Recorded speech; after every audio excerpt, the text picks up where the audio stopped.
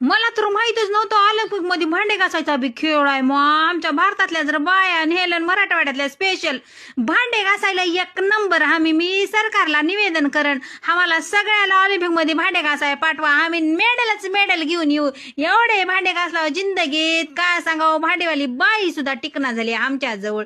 लगेच्या लगे एवढे भांडे बघून पळून जाते तिनं. तुम्हाला वाटलं असेल ही दिवसभराचे असे. दिवसभराचे नाही तर एका टायमाचे फक्त भांडे. घरात किती इनमिन 3 माणसं आणि भांडे बघा एवढे.